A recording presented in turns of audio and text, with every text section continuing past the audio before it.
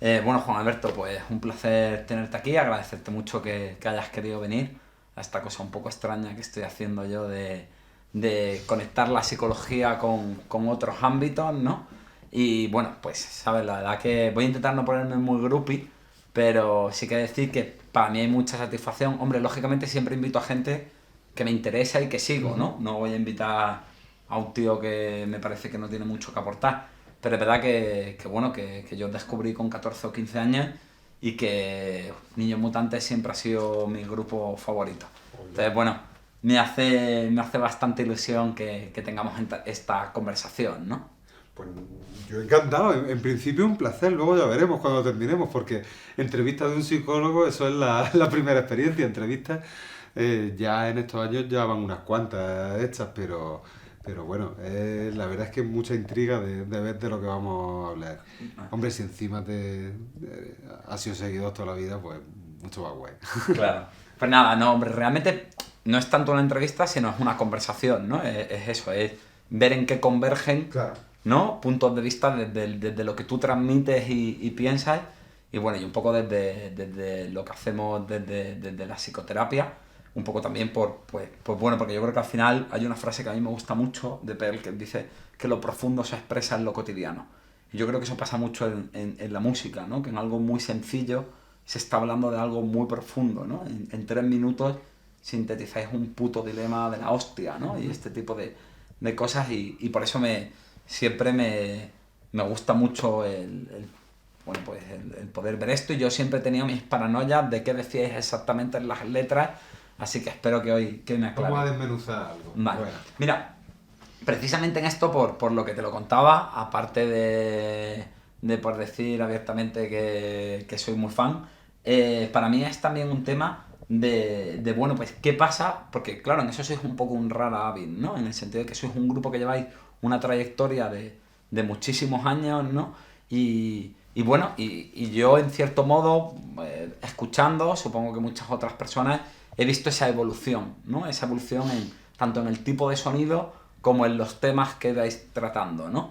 Y me parece muy interesante porque en las personas ocurre un poco lo mismo, ¿vale? Es decir, mira, John Piaget y Vygotsky, que son dos de los grandes psicólogos del desarrollo, ellos vienen a decir que hay diferentes etapas del desarrollo, ¿vale? Hay diferentes momentos del desarrollo en el desarrollo del niño y en cada uno de los momentos el niño funciona de una manera, ¿vale? Pero no solo funciona de una manera, sino que además hay una especie como de tarea o de reto que solucionar en cada una de esas etapas, ¿vale? Yo tengo la teoría personal de que eso no solamente ocurre en la infancia, sino que va ocurriendo a lo largo de toda nuestra vida, ¿no? Y que un poco el problema es cuando pasamos una etapa sin haber hecho lo que había que hacer con la etapa. ¿Sabes? Por ejemplo, yo en terapia de familia siempre le digo a los padres que bueno, que se preocupen si el niño no es rebelde, ¿no? Porque un niño en la adolescencia tiene que rebelarse contra los padres. O yo creo que cuando tienes 20 y pico años, pues es tu edad de desfasar, de viajar, bueno, pues de enmelenarte un poco, ¿no? Y el problema es un poco cuando no vamos haciendo las cosas en su etapa, ¿no? Luego tienes a esa gente que le da la crisis de los 40 porque no tienen la sensación de que no hicieron lo que tendrían que haber hecho con 20. Y bueno, y esto, y perdona que me estoy enrollando un poco, yo lo he visto mucho en vuestra música. Si te parece, te digo un poco evolución que yo he visto en canciones y ahora ya pues tú me cuentas, ¿vale? Mira, ¿no? Por ejemplo, pues desde vuestros primeros discos, para empezar el tipo de sonido, que era un sonido un poco como más grunge, más guitarrero, mucho más potente, ¿no? Entiendo que con el furor de la juventud, por decirlo de alguna manera.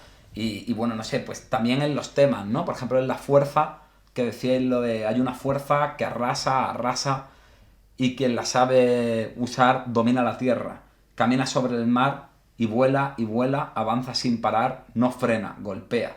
Y ahí creo que se ve mucho esa energía de la juventud y también esa búsqueda del amor, ¿no? Y de un amor un poco idealizado, pues muy de los 20 años, ¿no? No sé si me explico.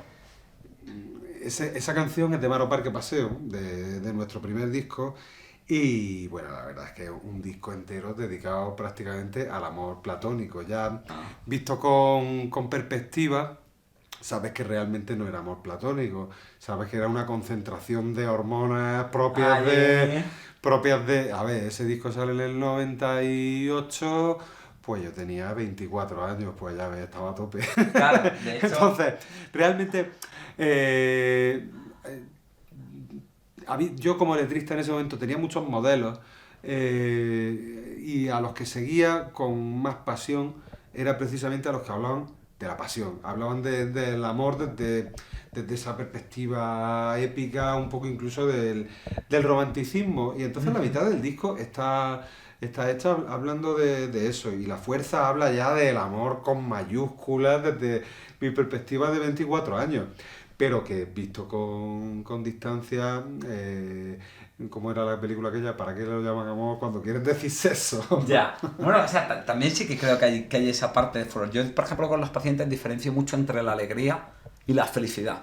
Yo creo que la gente busca mucho la alegría, que es ese subidón, que es esa euforia, que es eso momentáneo, pero luego está la felicidad, que es algo mucho más calmado, mucho más relajado, pero que se mantiene en el largo tiempo, ¿no? Y yo creo que a veces ese es el problema, que buscamos mucho la alegría y poco la felicidad, ¿no? También en esto que decías, bueno, pues en estos hermanas, claro, también ahí en el corazón de un cazador solitario, pues ahí se ve mucho ese entusiasmo de la juventud, por decirlo de alguna manera, que yo siempre lo digo, joder, hay más calientes que el pomo del infierno estos hombres, ¿no? Y luego, bueno, seguís evolucionando, ¿no? Es decir, también habláis pues por ejemplo, en Te favorece tanto estar callada, pues se ve también ese, pues cómo te enfadas con esas edades, ¿no? Eso es ya otra etapa. Sí, ya es un poquito más tarde. Ahí hay un salto vital grande, y en el disco de Te favorece tanto estar callada hay muchas canciones que están dedicadas a las tensiones en pareja. Claro. Yo vivía en ese momento una experiencia nueva, que era tener tensiones con una persona, con una personalidad fuerte, Claro. una relación con una personalidad fuerte, que probablemente eso también es lo que hace las relaciones más emocionantes y más intensas, y de hecho es la misma relación que mantengo a día de hoy.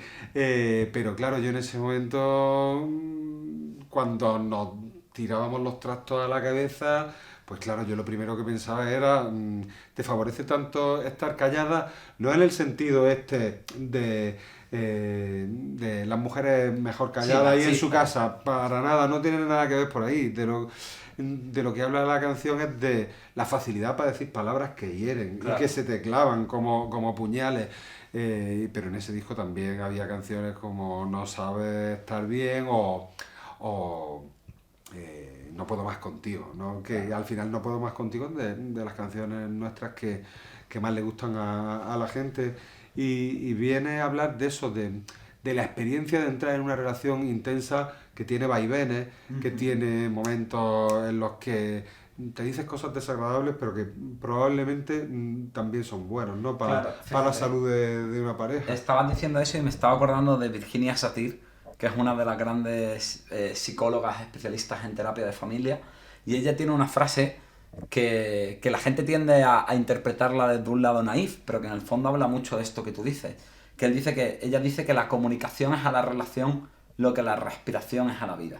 Claro que eso, cuando yo lo subo a mis redes en una frase de Instagram, muchos likes porque queda muy bonito, pero eso precisamente habla de hay que hablar también de lo malo, hay que hablar también de cuando estoy enfadado con la pareja, y hay veces que ese conflicto es necesario, ¿no? Yo muchas veces, cuando me vienen los pacientes a terapia de pareja, me hablan del conflicto como algo malo, y yo digo, el conflicto es malo cuando es remover la mierda con un palo, pero cuando sirve para solucionar cosas, cuando sirve para entender que estas son las áreas sensibles del otro y tengo que tener cuidado con cómo las toco, cuando sirve para negociar cómo tiene que funcionar la pareja y para evolucionar, creo que es algo muy, muy positivo, ¿no? Entonces, bueno, me gusta un poco cómo lo enfocas. Bueno, la verdad es que, volviendo a lo que decíamos antes, es verdad que se van viendo en nuestros discos las distintas etapas de nuestra vida, y centramos mucho en la parte de las relaciones personales. Y bueno, la verdad es que ese disco marca una época, y lo que estaba, la reflexión sobre la comunicación y la mierda atascada que no se desatasca. Yo no soy nadie para contarle, para darle a nadie ningún tipo de consejo, pero en mi experiencia vital, lo que funciona es lo que hay una descarga continua de energía y no dar lugar a que se monte una presa en la que se va acumulando el agua y acaba en una riada. Sí, que arrasa con todo, ¿no? Son mejores 2 gritos semanales que un silencio de varios años que luego explota. Sí, no, desde luego. Ya veremos luego, porque luego hablo del miedo y me gusta mucho eso que dices de perdón, en hundir la flota, de las palabras no dichas siempre se envenenan, ¿no? Que esa frase Es lo mismo. me parece brutal y que hace referencia a eso. Y es eso, ¿no? Uno va viendo cómo va evolucionando eso, ¿no? También gente normal hay cosas como en esto que te decía de las etapas, es eso, ¿no? En esas edades, en los 20 y pico, estamos todos como intentando definirnos como individuos, entender quiénes somos, quiénes son nuestras... Ya nos alejamos de la personalidad en torno al grupo, que es lo que hacemos en la adolescencia, ¿no? Que pues de pronto, si en mi clase son emos, todos somos emos, o si en mi clase son raperos, todos somos raperos, ¿no? Y empezamos a querer identificarnos y a construir una identidad propia, en Florecer, que habláis del éxito, del desarrollo personal. Claro, y luego ya, a mí es que eso siempre me ha hecho mucha gracia, pero yo decía, claro, estos tíos yo me los ponía y me hablaban de cosas con las que yo me identificaba mucho, sobre todo con esto de ir más caliente que el pomo al infierno, pero luego, claro, luego empieza a venir todo esto, ¿no? Luego de pronto empezáis a hablar de la paternidad, ¿sabes? Ya en vuestra etapa más reciente, con canciones como, bueno, sé que es de Miguel, pero como el Love Song Miguelito, ¿sabes? Que dice esto de te quiero y si te miro a los ojos navego, viajo por dentro de tu cuerpo y te veo y veo tu alma, tus huesos, tus dientes, tus sueños y yo estoy en ellos y te quiero. O por ejemplo en esta canción que bueno, que aquí te tengo que echar la peta, que es la de Mi niño no puede dormir, porque es una canción que siempre me ha gustado muchísimo, ¿sabes? Siempre me ha cabido una sandía por el culo con esa canción, pero entiendo que no es muy de concierto, pero sí que tenéis que, por lo menos en Granada, tenéis que tocarla en algún concierto que yo la vea.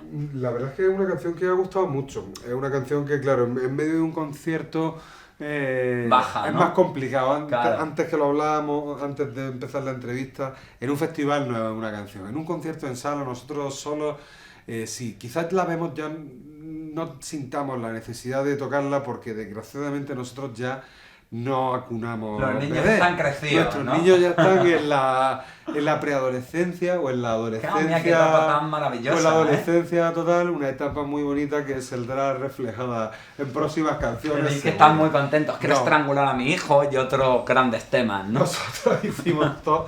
Y tiene mucha gracia porque Love Song Miguelito la hizo Miguel cuando tuvo a su Miguelito, que fue el primer hijo de todos los mutantes. Ajá. Luego El mutantito, ¿no? Nani llegó a la paternidad y hizo Daniela, porque los dos dejaron su sello de su nombre en sus primogénitos. Luego llegué yo con Mi niño no quiere dormir a mi hijo, a Marcelo. Yo creo que Andrés ya cuando llegó a la paternidad vio que ya estaba muy explotado el tema. Y es gracioso que sintiéramos todos la necesidad de hacer una canción en la que expresar los sentimientos de esa nueva etapa, de esa nueva irrupción en nuestra vida que supone tener un crío. Joder, hablas con esto y una conectas, cría. ¿no? Se ve que te emociona. Bueno, ¿Qué fue la paternidad para ti? bueno, la paternidad... Piensa que esto está grabado y algún día lo verá tu hijo. Así que... La paternidad supone un vuelco para cualquiera que sea un poco sensible, porque todos estamos predestinados a la paternidad, estamos hechos para que la especie siga aquí. No debería tampoco de crear un sentimiento especial en las personas porque es que estamos totalmente programados. Pero bueno, sobre todo supone un vaciado de ti. Pasas de centrarte solamente en ti a que haya algo más importante que ti mismo. Y sobre todo en esos primeros momentos, supongo que hay algo químico que te hace que sientas una explosión de amor salvaje, no es una necesidad de estar protegiendo continuamente. Imagino que la finalidad biológica es darle protección, pero tú lo que sientes es otra cosa. Es que el contacto se vuelve en una experiencia plena, te proporciona una euforia brutal. Estás con tu bebé. Yo recuerdo como uno de los momentos más felices de mi vida, la primera noche que pasé con mi hijo y con su madre allí en el hospital, ahí al lado, en el Hospital Clínico de Granada. Son sensaciones que no olvidaré nunca. Bueno, voy a contar una anécdota primero. La primera más fuerte fue que dije, ¿por qué le puse al grupo Niños Mutantes? Porque mi hijo, el pobre, nació con un pedazo de porcino aquí en la cabeza brutal. Afortunadamente desapareció en una hora. Pero la primera experiencia fue, qué bonito, yo no sé qué, y hace así la enfermera. Y veo aquí un pedazo de bulto en la cabeza y digo, tenía un niño mutante al final después de todo esto. Ya me explicaron que bajaba y lo que estaba era eso, que esas primeras horas las recuerdo perfectamente, lo que veía por la ventana del hospital, los olores y esa sensación de esto es algo nuevo y algo que te pone un poco místico, ¿no? Le da sentido a La la vida, existencia. ¿No? Dices, bueno, pues probablemente yo estaba aquí para continuar esta cadena. Pero bueno, Fíjate, ¿no? aparte de estas reflexiones intentando profundizar, simplemente los quieres muchísimo y te lo pasas muy bien. Hace unos días un amigo que canta en un grupo, no voy a decir cuál es, un grupo que no es del indie, y nos queremos mucho y yo sabía que quería ser padre desde hacía tiempo y el otro día ya me enteré que ya va a serlo. Ya tenía un churumbe. Y le dije, digo, tío, te lo vas a pasar muy bien porque conociéndote una personalidad disfrutona, vas a gozar mucho de lo que es eso, interactúas con un niño, ve cómo funciona esa mente, en fin. Pero digo, por favor, no vayas tú a meterte también, como todos los indies, a hacer canciones de la paternidad. Ya hemos cubierto el cupo, ¿no? Los mutantes. En tu género ya te expulsan totalmente. Fíjate, ¿no? Estabas hablando de esto y hablabas de ese amor, joder, tío, que me parece bonito de cojones. Y estaba pensando que quizá esa fuerza de amor platónico que creíais con 20 años, quizá esa fuerza sí que está en el amor de la paternidad, ¿no? ¿Sabes? Y un poco pensaba en esto que estabas contando y fíjate, cuando hablabas del amor como algo que quizá puede darle sentido a la experiencia, ¿no? Yo creo que se habla mucho bueno, pues ¿sabes? Siempre que se habla del sentido de la vida, nos vienen a decir como, ¿sabes? Tú lo miras históricamente y era como en la Edad Media el sentido de la vida es Dios, o el sentido de la vida es crear un mundo más justo, o el sentido de la vida es, yo qué sé, lo que fuese según el momento. Y hay un psiquiatra que a mí me flipa, que es Viktor Frankl, que él tiene un modelo de terapia únicamente basado en el sentido de la vida. Él dice que el ser humano enferma cuando no tiene un sentido de vida, ¿vale? Y entonces él se da cuenta de esto porque era judío y lo meten los nazis en un campo de concentración. Y entonces, bueno, claro, pues tú imagínate la experiencia. Y él se da cuenta de que la gente que sobrevive al campo de concentración es la que encuentra un sentido a esa experiencia, o sea, al sinsentido, ¿no? Porque que tiene menos sentido que por tu raza te pongan un número y te metan allí en un campo a joderte vivo, ¿no? Y él dice que el sentido que encontró fue que él no sabía si su mujer seguía viva, pero el sentido que encontraba para seguir sobreviviendo al horror era que decía, joder, es que yo ame a esta mujer es tan bonito que merece la pena vivir un día más, aunque yo no sepa si ella está viva, solo por el hecho de amarla. Y él dice eso, ¿no? Él dice que el sentido de la vida no es algo que tú le preguntas a la vida, es algo que la vida te pregunta a ti. La vida te pregunta qué sentido quieres darme. Y lógicamente cada persona elige el sentido que quiere. Pero yo sí que en mi experiencia no llevo tanto tocando como vosotros, pero bueno, ya sí que llevo 11 años viendo pacientes, sí que te diría que creo que ese amor puro, que pocas veces sabemos darlo en algo más que en la paternidad, pero que se puede dar en otros ámbitos, es probablemente uno de los sentidos de vida más sanos, ¿no? Que más ayudan psicológicamente a las personas. Así que bueno, yo también aquí me he puesto un poco un poco profundo, ¿no? Lo del amor verdadero, no sé si era en citas menos profundas y no de autores de psicología. En La princesa prometida, que Hostia, qué buena, ¿eh? como peli ochentera es de mis Soy Íñigo favoritas, Montoya. ahí creo que ahí, no sé si la confundo con otra, pero vamos, lo de amor verdadero era como una receta. Y es verdad que el amor verdadero es una de las búsquedas. Lo que pasa es que vas depositando el amor verdadero en distintos compartimentos, ¿no? En tu vida. Quizás si hablamos de nuestra música, el amor verdadero al principio lo situábamos en esas relaciones pasionales, luego lo hemos situado en las paternidades, luego ya cuando los niños empiezan a darnos problemas, el amor verdadero lo encontramos en relaciones más largas que aportan otras cosas aparte de la satisfacción inmediata de la hormona de los 20 años. De los 3 minutos de Y gloria, ¿no? quizás es uno de los motores y depositando el amor verdadero en Sí, probablemente distintos también. lugares en la vida. Pero es verdad que lo de encontrar un sentido, para nosotros, en cierto modo, el mero hecho de hacer música ha sido esa meta. Claro, justo Y, a eso. Bueno, y este último año, precisamente, con las año complicado. complicaciones que ha tenido y lo difícil que está eh, mantenerse firme en la música y no derrumbarse, es verdad que a todos nosotros nos ha hecho un poco tambalearnos en nuestros cimientos, ¿no? Porque lo que le viene dando sentido a nuestras vidas, aparte de las búsquedas del amor verdadero, que es la música, que es otro amor verdadero, pues claro, este año ha sido tan duro Claro. que todos hemos atravesado por crisis.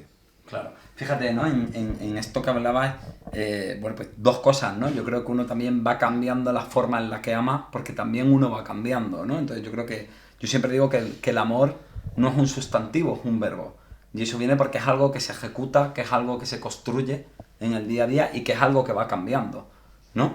Y en esto que hablabas de la música era lo otro que iba a ir, ¿no? Que fíjate, te he contado esta idea de Vygotsky, de Piaget, bueno, y luego la de mi propia cosecha, de que en cada etapa hay algo que hacer, ¿no? Pero hay una rama de la terapia que se llama la terapia sistémica, ¿vale? Que se dedica a estudiar las relaciones en los grupos humanos.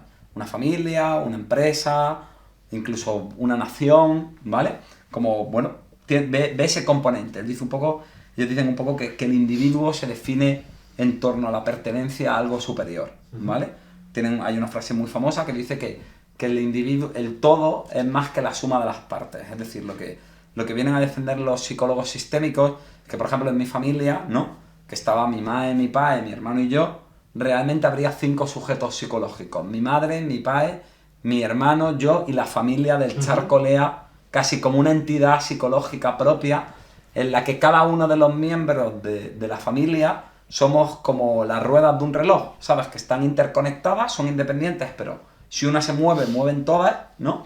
Y que bueno, al final somos en parte como una parte de ese ente superior que sería la familia, ¿no? Y yo estaba ayer fantaseando un poco con lo sistémico en los grupos de música, que además yo creo que es un tema muy interesante, ¿no? Siempre los seguidores de un grupo ven desde fuera las peleas, ven desde fuera cómo grupos que les gustan se separan y no lo entienden, o ven cómo evoluciona el grupo, ¿no? En esto que hablábamos.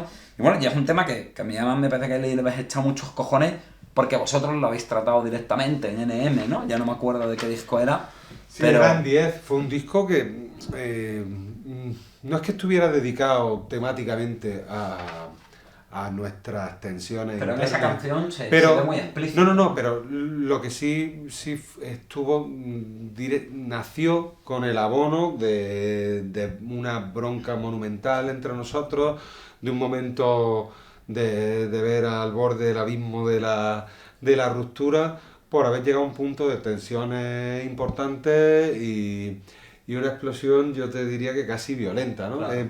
Y bueno, eso nos decidimos a contarlo porque había sido el germen de ese disco y nos parecía honesto contar que el disco venía en gran parte de eso y había sido el proceso de pelearnos y de unirnos haciendo canciones y de ver justo lo que estabas diciendo, que juntos formábamos algo más importante que nosotros por separado, algo que nos aportaba a nuestras vidas mucho y que lo sentíamos eso, más importante que nosotros mismos y la fuerza que tenía y la pena que daría a abandonarlo por una pelea De ego, de gallos claro.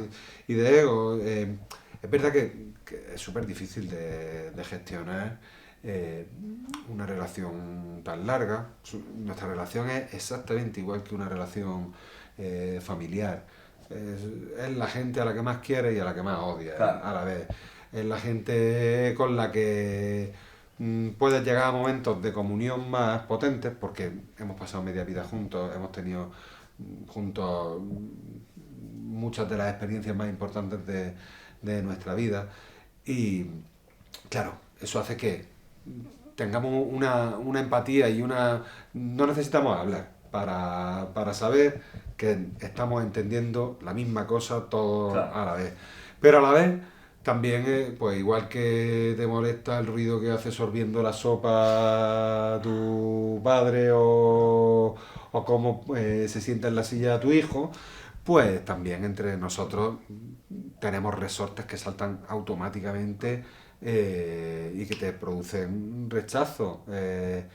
Cosas ya muy establecidas a lo largo de años de relación. La única forma de solucionarlo es aceptarnos y tolerarnos y comprendernos como somos sin pretender que a estas alturas yo vaya a cambiar a Nani, Nani me vaya a cambiar a mí, yo vaya a cambiar a Andrés o Andrés me vaya a cambiar a mí. No, no, no es posible. Aún así, pues siguen surgiendo roces pues, prácticamente todas las semanas. No. Mientras no se nos rompa el amor de tanto usarlo, volviendo al amor y volviendo al jurado también. Claro. Pero vamos, es un esfuerzo. Pero mientras seas consciente de que merece la pena y sobre todo mientras vayas encontrando los momentos de alegría y de placer que sabemos que con otra gente probablemente no vamos a encontrarlos por todo lo que llevamos ya juntos peleados y disfrutados. Fíjate, ¿no? En esto, llevándolo a... Sí que quiero decirte como un par de cosas literales de esa letra para conectártelo con esto que yo veo esa similitud con cómo funcionan los sistemas familiares, ¿no? Con todo esto que te estaba contando. Es decir, ¿no? Hay una razón para seguir, una orden que ejecutar, una misión que completar. Y luego más adelante decir, ya en el estribillo, y nos guiará una idea lúcida que nos salvará de un destino trágico. Toda mi energía está en la música, todo lo demás se destruye rápido, ¿no? Y fíjate en esto, que bueno, ya has hecho referencia antes del sentido que encontráis, que a mí me pasa un poco igual, yo siempre lo he dicho, yo he dicho que mientras que yo pueda hacer psicoterapia, a lo mejor mi vida no es completa, pero tendrá un sentido, porque es verdad que yo en estar con un paciente y en conectar con él y en lo que se construye, que creo que es uno de los pocos sitios donde podemos tener una relación donde nos desnudamos de verdad y la gente no juega a papeles, ¿no? Que me parece una puta pasada de bonito, mi vida tendría sentido. Pero bueno, volviendo a vosotros, y a esta idea de la terapia sistémica, en la terapia sistémica se dice que en los sistemas humanos hay dos fuerzas. La homeostasis, que es la fuerza del no cambio, y la morfogénesis, que sería la fuerza del cambio. Y vienen a decir que en el fondo, puede parecer que la buena es la morfogénesis, pero vienen a decir que en el fondo las dos son necesarias. Yo siempre pongo la metáfora de que es como los funambulistas, ¿no? Que cuando van andando en la cuerda, por lo que llevan un palo, es porque cuando ellos notan que están yendo para un lado, inclinan el palo para otro para que haga de contrapeso, ¿no? Entonces, en las crisis, fíjate, ¿no? Los japoneses tienen un alfabeto de sus letras rarísimas, pero yo creo que como eso es un coñazo de escribir, luego tienen otro alfabeto que es un concepto representado en una única letra, ¿vale? Tú puedes escribir fuerza escribiendo en caracteres, o hay una letra que es fuerza. Y el kanji de la palabra crisis está hecho por la superposición de dos kanji, que es el de la palabra peligro y el de la palabra oportunidad. Y es un poco eso, ¿no? Ahí hubo un peligro de que se rompiera el grupo, pero también fue una oportunidad de refundar el grupo. Y creo que, por cómo lo cuentan, me da a mí un poco la sensación que vuestra gran fuerza homeostática, es decir, vuestra gran fuerza de no cambio, de unión, probablemente sea la música, ¿no? Probablemente lo que en las familias suele ser el amor, es decir, que a pesar de los cipotes que se arman, la familia sigue unida porque hay un amor de fondo, a pesar de la disfuncionalidad. Quizás en vosotros fue, aparte de vuestro amor interpersonal, ese sentido compartido, ¿no? De que haciendo música había algo que merecía la pena, había algo superior a cada uno de vosotros. Sí, porque cuando la parte del amor y de la relación personal puede estar más baja, pues... Te apoyas en lo, ¿no? Pues, contrabalanceas. Te apoyas en la parte meramente artística de saber lo que somos capaces de crear juntos. Lo que pasa es que te diría que en nuestro caso sigue siendo 50-50. La relación personal es muy fuerte y tiene tanto peso para unirnos como la propia creación musical. Nosotros es que llevamos juntos toda la vida y hemos pasado por tantas historias que prescindir de la relación mutua sería amputarnos un miembro directamente. Entonces, bueno, eso tiene mucha fuerza también para continuar. En la música, estaba pensando en lo que estabas diciendo, bueno, es verdad que hay una doble tendencia ya a la hora de hacer música relacionada con lo que decías, que es la tendencia a mantener las cosas como están y la tendencia al cambio, Sí, siempre hay a rollo. la ruptura. Siempre vas oscilando entre una cosa y otra. Además, no sabes cuál es el camino correcto. No sabes si es más correcto atarte a tu esencia o experimentar. No hay que experimentar por cojones. Ni tampoco te traiciones si haces cambios. Entonces, la verdad es que ahí nos vamos guiando, pero es verdad que es una lucha continua entre... Sí, se ve muy bien la entre homeostasis y la morfogénesis ahí. intentamos renovarnos o ¿para qué renovarnos si nosotros somos así, ¿no? Es una lucha continua y bueno, unas veces va ganando un elemento, otras veces va ganando Pues, sí. otro y sobre todo muchas veces simplemente espontáneamente van ¿no? ocurriendo las O cosas. sea, yo creo que eso es un poco lo sano. O nosotros lo que consideramos sano, la gente siempre cuando habla de la fuerza del no cambio, parece como súper enfermizo, ¿sabes? También porque hoy en día nos venden que hay que cambiar por cojones. Que yo siempre digo, si estoy a gustico, ¿para qué voy a cambiar? Pero bueno, pero nosotros siempre hablamos de que lo bueno es la alternancia. Es decir, porque yo creo que si solo fuésemos cambio, se diluiría nuestra propia esencia, llegaría un momento que no sabríamos quiénes somos, no tendríamos un mínimo de estabilidad que es necesaria para la vida, ¿sabes? Pero claro, también el problema es si no evolucionamos, si nos quedamos siempre anclados, siempre en lo mismo, ¿no? Fíjate, ¿no? Ya un poco acabando de hablar de este tema de la evolución, de las etapas, bueno, pues yo creo que claro, el final siempre es la muerte, ¿no? O por lo menos el final de esta vida. Luego ya en la otra, pues depende de las ideas de cada uno. Y fíjate, ¿no? Ahí tenéis esa letra que es sin pensar, ¿no? Que fíjate, yo la primera vez que la oí me pareció como, bueno, déjate llevar y buen rollo y como dirían ahora los chavales que me vienen con 20 años a la consulta, que ya estoy viejete, good vibes y no sé qué, ¿no? Pero claro, luego ya la empecé a oír y, joder, y me flipó por varias cosas, ¿no? Uno, porque es una canción muy alegre y estés hablando de alguien que va a morir, ¿no? De alguien que se enfrenta al final de sus días, ¿no?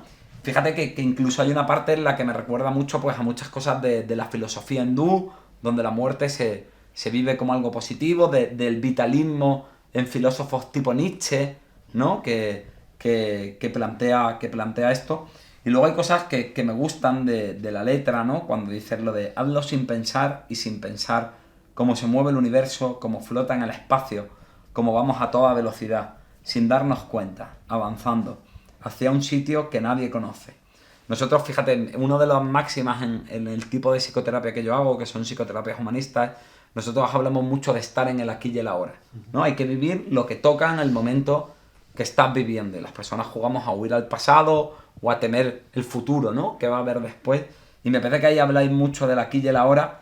Y luego después cuando habláis de te deseo buena suerte, que te vaya bien, que te sea leve la velocidad, que los dioses te protejan y te hagan ver un nuevo camino a la eternidad.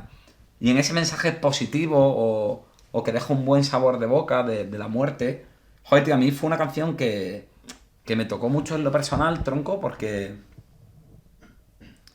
Bueno, porque yo soy huérfano, compadre, y bueno, pues la verdad que lo de mis padres fue un proceso jodido, ¿vale? Porque mi padre a mí me tuvo muy mayor, me tuvo con 63 estacas, ¿vale? Y claro, pues yo siempre tenía un padre anciano, ¿no? Entonces cuando yo ya me vengo a Granada de Marbella, que me vengo con unos 10... Cuando me vengo con 14 o 15 años, mi padre empieza un Alzheimer, que además, y un parkinsonismo, que fue un proceso pues muy largo, muy penoso, situaciones muy tensas en casa, porque de pronto papá se quería fugar de casa, claro, había que retenerlo porque no podía, pero claro, al final estaba reteniendo la fuerza a una ¿Y persona. tú qué edad tenías? Yo ahí, pues todo ese proceso fue de los 14 a los 20. Ujú.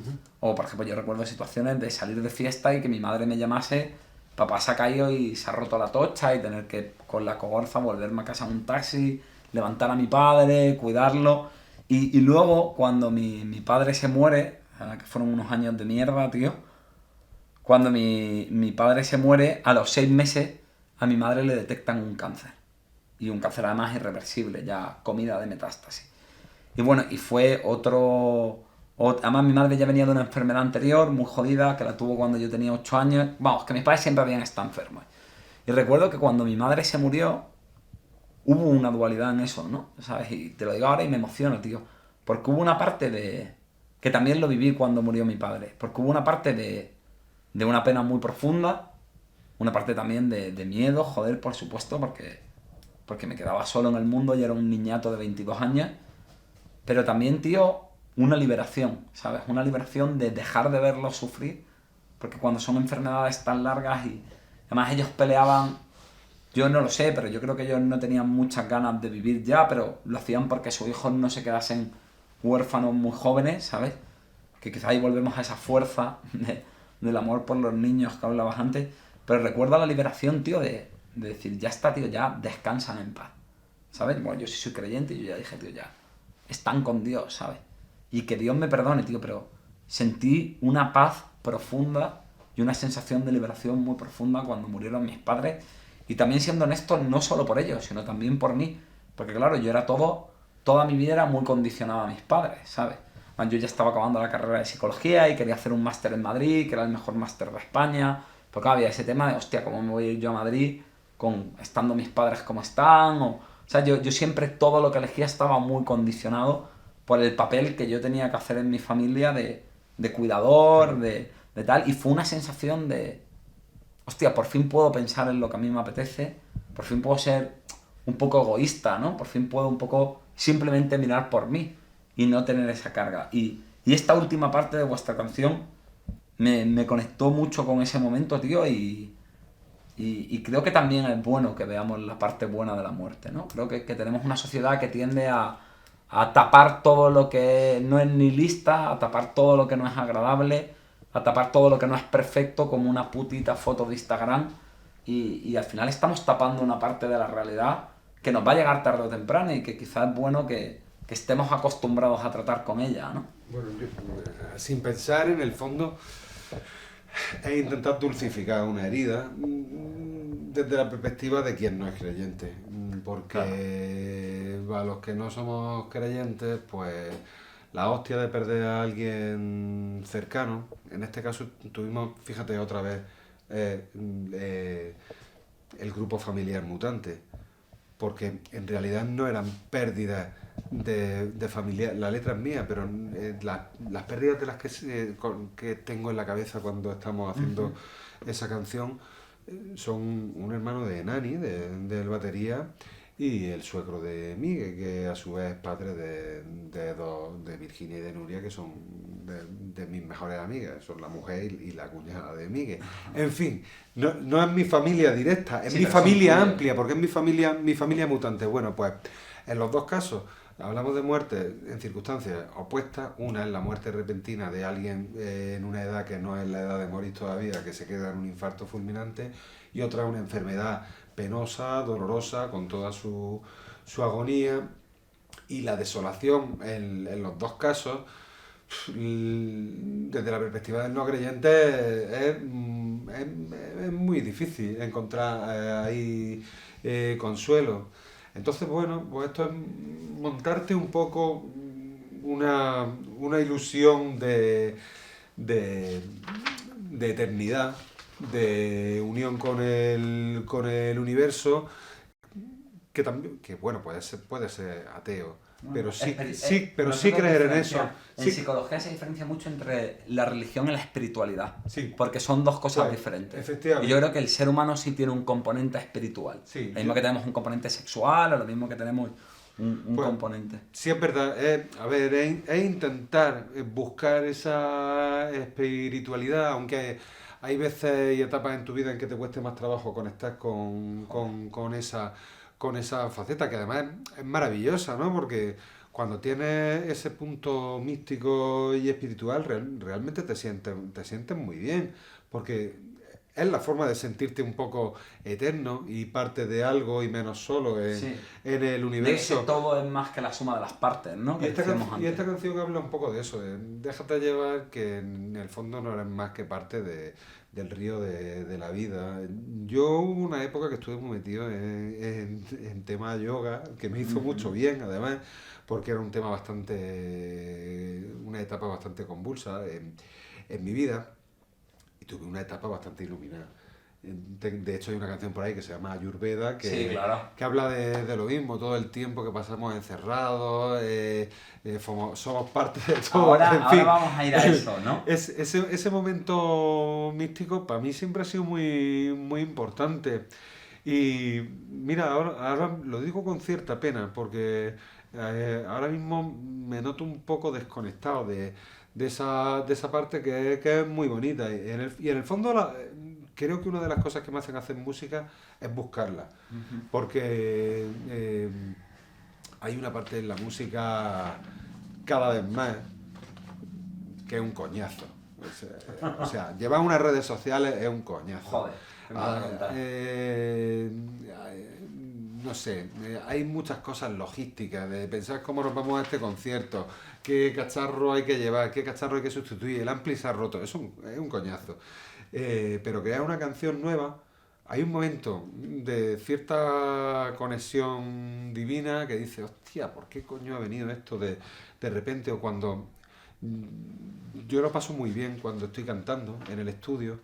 A mí quizás es el momento más grande que Sí, hay tiene un sentido en en sí la, mismo, en la, ¿no? en la música. Buscamos estudios que tengan ventanas y que se vea el exterior. Y a mí me gusta estar cantando y mirando un paisaje exterior. Y realmente llega un momento de introspección que es muy religioso. Y eso me gusta mucho. Claro, estábamos hablando de sin pensar y de la muerte. Quizás esas son formas de combatir, no sé si el miedo a la muerte, pero sí la soledad, ¿no? Y sentir que formas parte de... Yo creo que hay un que te sentido, funde en ¿no? algo más grande, no sé. Creo que yo le doy mucho valor, ¿sabes? Como que a veces en Occidente miramos mucho la objetividad de todo y yo creo que hay un valor en lo que sentimos, en la subjetividad, ¿no? Porque al final vivimos en las cosas de esa subjetividad. Si tú una frase que te digo rápida, que la has dicho y me he acordado, yo tenía un profesor de una asignatura un poco rara que se llamaba psicodrama, que es una cosa como muy artística y tal, y él decía que en la vida hay familia y familiares y no son la misma cosa. Por lo que decían de la familia mutante. Mira, un poco siguiendo avanzando, otro de los grandes temas, que bueno, que ahora lo has perfilado un poco, que vosotros habláis es, sois un poco rollo Cervantes, ¿no? Porque varias veces tratáis este tema entre esa dualidad que tenemos todos, de una parte idealista, de una parte que sueña, de una parte que quiere hacer lo que le nutre, que quiere crear un mundo más justo, ¿no? Esa parte que en el Quijote de Cervantes sería Don Quijote, y luego esa parte real de, oye, hay que pagar las facturas, oye, hay que ser pragmático, oye, son molinos, ¿no? No son gigantes, que sería Sancho Panza. Está en El Campesino, bueno, que sé que es una adaptación de un cuento que me flipa, porque además habláis de cipreses, como del Ibe, hay un puto símbolo de No me hables espiritualidad. de cipreses, que tengo una alergia que Vale. me muero estos días. Y entonces, bueno, sí que quiero decir rápido y luego profundizamos, ¿no? Cuando dice, dime cómo lo ves, la casa, el ciprés, dime cómo lo ves, la casa, el ciprés, dime cómo lo ves, seguir en tu casa o con tus deseos, tendrás que elegir, dime cómo lo ves, la casa o el ciprés, ¿no? El ciprés como símbolo de lo quijotesco y la casa como lo Sancho Panza, lo mundano. Pero luego en Pura Vida también sale como esa faceta hippie, esa faceta también espiritual, de conectar con la naturaleza y sentir que es algo superior, ¿no? Lo decís ahí cuando dices lo de tienes que meterte bajo la tormenta, vas a calarte hasta los huesos, van a ir creciendo ramas y raíces, van a llegar hasta la madre, vas a ir muy lejos, llegarás al cielo y en un momento, al caer la noche, oirás la selva. No tiene sentido ir contra la vida, pura vida, ¿no? Es decir, cómo al final hay una parte también en la que eso ocurre y siempre estamos en esa lucha interna en esa dualidad de le hago caso a mi parte más idealista, a lo que quiero, a lo que me hace vibrar, o a la parte que le tiene miedo al golpe, a las consecuencias, a pagar las facturas, ¿no? También creo que en empezar de cero habláis ahí un poco de eso, y yo creo que esa es una de las grandes luchas de las personas, ¿no? En mi modelo de terapia decimos mucho que el problema es jugar a creer que una voz es la buena y otra es la mala, ¿no? Siempre se nos vende esa idea de no, lo bueno es lo espiritual, lo idealista, lo que de verdad te emociona, lo que de verdad te llena. Entiéndeme que yo lo creo firmemente, pero y la otra no, pero claro, la otra es también nuestro espíritu de conservación. Entonces yo siempre le digo a mis pacientes que lo importante no es oír una voz y amordazar la otra, porque eso es vivir en guerra civil contigo mismo. Lo importante es lograr encontrar una manera de darle de comer a las dos partes, ¿no? De satisfacer a ambas partes. Y bueno, es un tema que está mucho en vosotros, también como este tema de si las personas podemos cambiar o no, y si el sufrimiento es inevitable o no, que ahí os ponéis muy rollo Schopenhauer, ¿vale? Pero sobre todo cuando habláis de podemos cambiar, fíjate, yo cuando te oí al principio, pues te tengo que decir que me tocabas un poco los huevos, tío. Porque en vuestra época más de los primeros discos, en Caterinen, ¿no? Que decirlo de sé que no voy a cambiar y voy a morir así, ¿no? Y sé que nunca voy a ser feliz. O por ejemplo luego en La primera mentira, ¿no? Cuando decirlo de la primera mentira es creer que... no, es pensar que un día puedas cambiar, ¿no? Y yo siempre digo, hostia, coño, que soy psicólogo, que se puede cambiar, copón, ¿sabes? Y ahí me cabreaba, ¿no? Pero luego, eso también ha cambiado en vosotros. Por ejemplo, en La puerta habláis del anhelo del cambio. Habláis de, hostia, a lo mejor necesito cambiar o a lo mejor de verdad se puede cambiar, ¿no? Cuando decirlo de, me he cansado de darte mi tiempo y mis días, me he cansado de oírte decir tonterías, cogeré la puerta y me iré sin avisar, y luego más adelante decís, quiero volver a comenzar en otro sitio, ¿no? Esta canción, fíjate, yo se la pongo a mogollón de pacientes, porque yo siempre le digo en esto de me he cansado de oírte decir tonterías y de darte mi tiempo y mis días, me acuerdo que cuando trabajaba con anoréxicas se la ponía mucho. Y decía, no, esa parte de ti que te dice, eres una gorda, eres fea, tienes que ser perfecta, ¿sabes? Y joder, eso le estás dando tu tiempo y tus días. Y quizás la anorexia se ve muy explícito, pero creo que eso nos pasa a todos, ¿no? Esa parte, siempre tenemos una parte a la que estamos intentando siempre satisfacer, a la que estamos siempre intentando darle de comer, pero nunca le parece suficiente, ¿no? Y me parece que ahí habláis de ese anhelo del cambio y bueno, no sé, que yo creo firmemente en que podemos cambiar, ¿no? Pero es un tema que la habéis tratado en diferentes momentos, antes quizás desde una perspectiva... ¿Estás seguro? Sí, perdona, estoy pesado. Pero quizás antes lo tratabais desde una perspectiva más de no se puede, y en las últimas canciones habláis más optimistas, ¿no? No sabría qué decirte, la verdad. Al fin, la sensación esa de que no puedes cambiar y repetido en tantas letras, al final se refiere a las cosas más básicas, que al final lo mismo son las que son el núcleo duro de la personalidad de alguien. Y son cosas como, bueno, pues como ser bastante hipocondriaco o ser negativo y ver las posibilidades de fin catastrófico antes que las posibilidades de happy end. Entonces, esas cosas yo creo que son muy difíciles de cambiar. Y eso, bueno, pues lo vengo diciendo en las canciones desde el principio. Al final lo mismo acabas con lo de las profecías de autocumplimiento, ¿no? Lo de como digo que no puedo cambiar, así bueno, no cambio. Es una parte de defensa a dar ese paso y todo el mundo dice es que no puedo cambiar. Es verdad que ahí hay algo, un acto de pereza o de falta de voluntad de inercia, porque cuando eres consciente de que hay algo que necesitas cambiarlo, porque es que si no Tu te vida no avanza. estrellas otra vez con lo mismo, pues... Pero es verdad que está muy bien esto de oír a alguien que desde una perspectiva como la tuya se pone a analizar lo que lleva uno repitiendo Claro. tantos años. Bueno, a mí me pasa al revés, ¿no? Que Eso os lo oigo desde otro sitio. Porque en cierto modo es un poco incoherente estar diciendo las dos cosas a la vez. Bueno, Las claro, ¿no? canciones, Luego hay decían, canciones como negar- todo va a cambiar, negar todo la- puede ir mucho mejor. En el fondo es decir lo mismo. En Claro. unas canciones negar la posibilidad del cambio y en otras canciones anhelar el cambio porque no llega el paso Pero fíjate, ¿no? al cambio. Yo siempre a los pacientes les digo que la cara y la cruz son la misma puta moneda.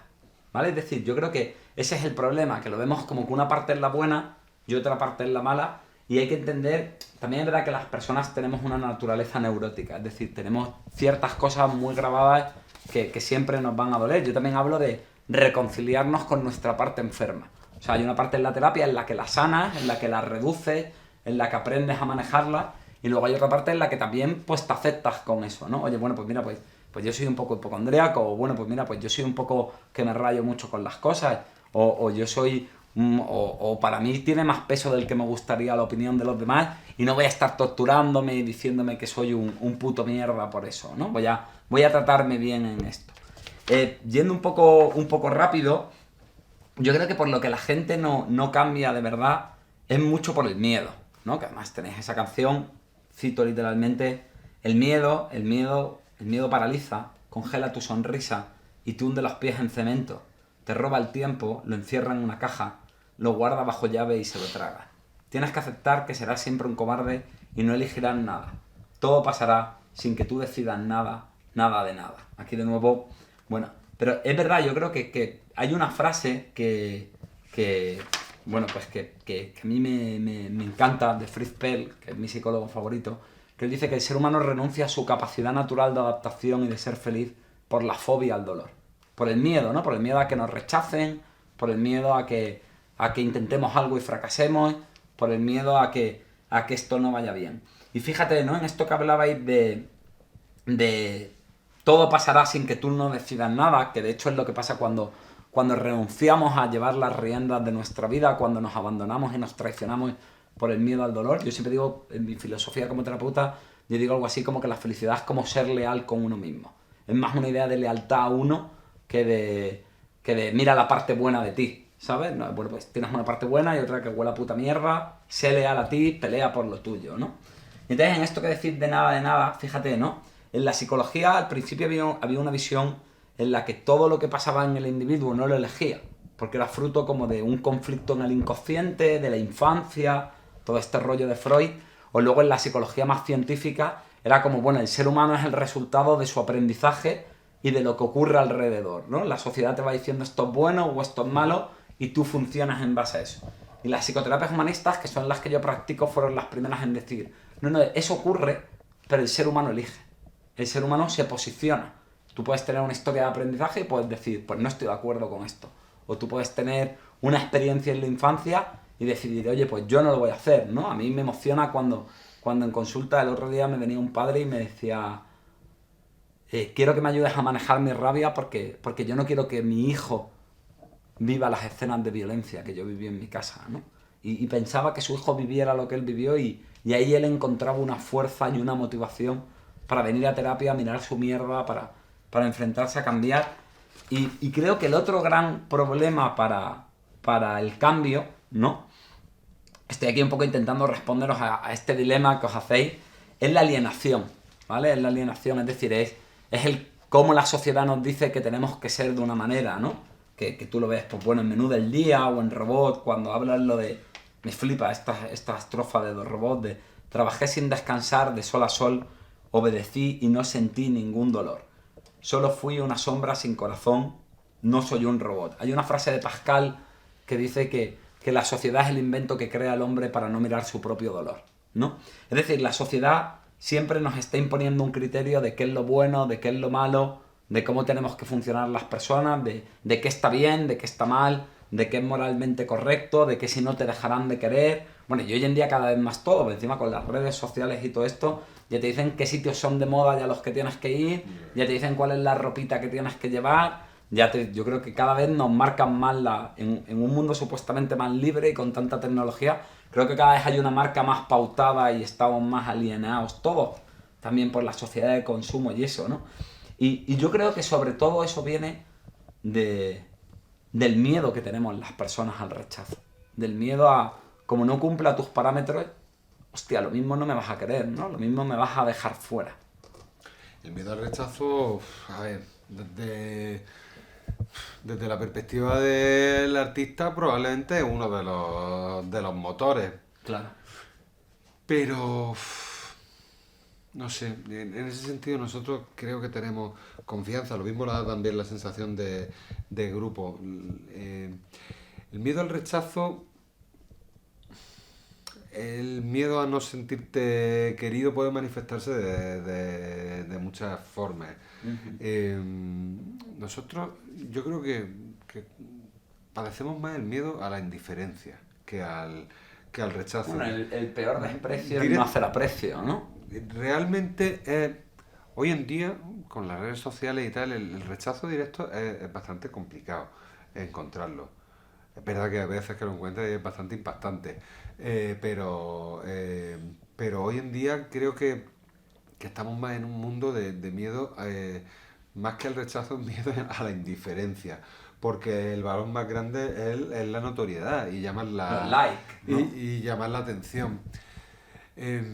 Ha hecho muchas reflexiones. Me venía arriba, me he crecido. Y claro,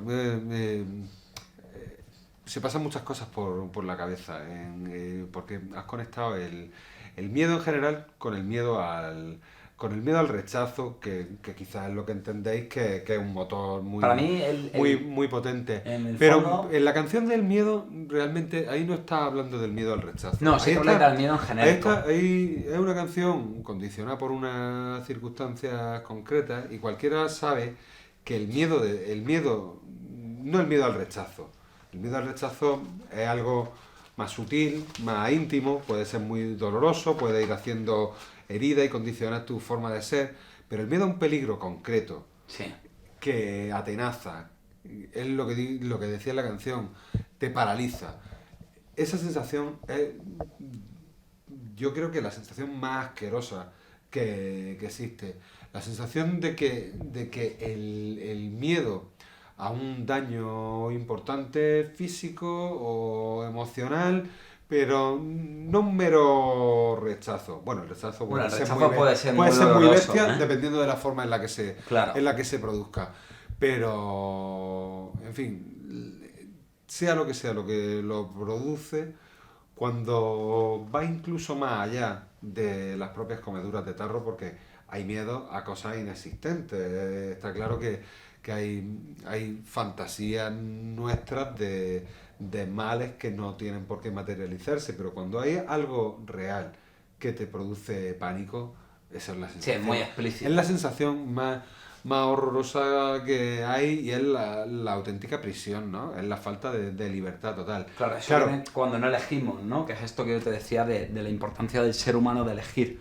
Cuando ese miedo hace que nos quedemos en algo en lo que sentimos que no estamos eligiendo, ¿no? Y hay esa pelea interna de la que hablábamos antes. Lo que iba a decir era que, bueno, por intentar meterme en tu terreno, porque claro, si te pones a hablar con un psicólogo no tiene más remedio que intentar hacer psicología ¿no? barata, o por lo menos, bueno, reflexionar un poco.